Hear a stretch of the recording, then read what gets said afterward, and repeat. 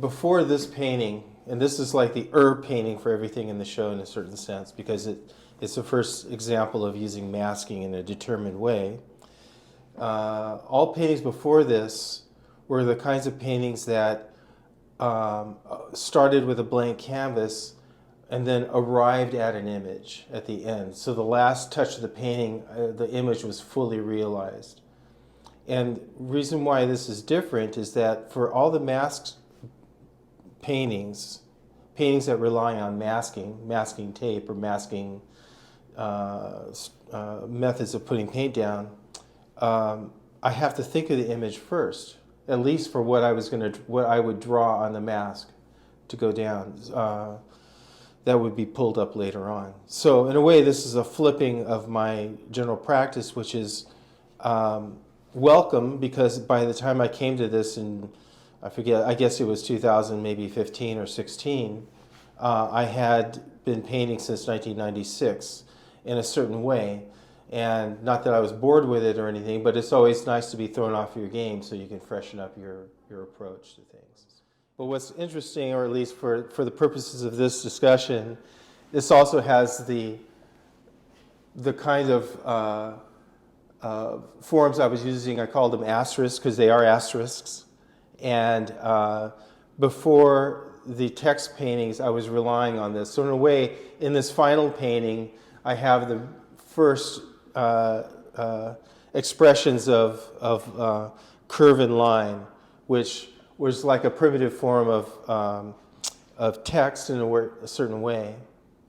And so you have the first and last sort of alpha and omega. So the painting that I showed you before was in a way the alpha to the entire series, and this painting as a whole is the omega, but within this painting you have an alpha and omega kind of aspect to it as well.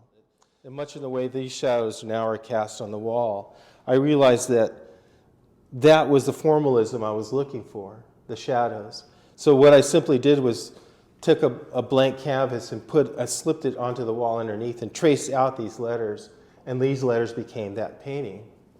And that was the beginning of all these things. These are all, I didn't have to rely on cast shadows, because once I saw that formalism in shadow form, I can just assume the formalism for every other painting. Meaning, I wanted to keep the tab aspect to them included. So what I'm finding visual satisfaction in is these racetracks of the O, or how the R will flip and make that sort of tail, or how you can flip the E and sort of address this N here, or that I could squish this all up and then expand it all out with a swing of these radiating stripes up above.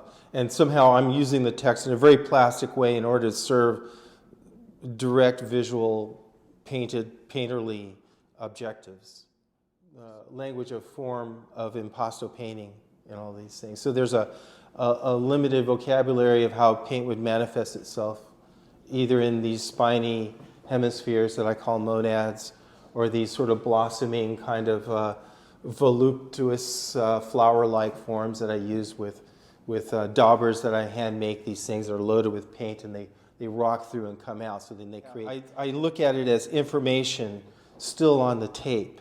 So as you peel the tape up, that painting is sort of like a historical record of what I'm referring to.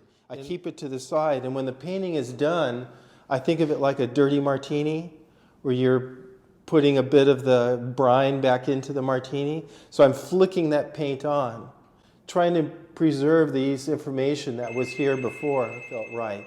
But I didn't do maybe 20 of these kinds of paintings. I only did a few. I'm always kind of pushing myself, and I'm being very aware of tracking too far or becoming a machine for making a kind of product. I don't want to make product. I want to make inspired things. So I'm always looking for that moment of being surprised or having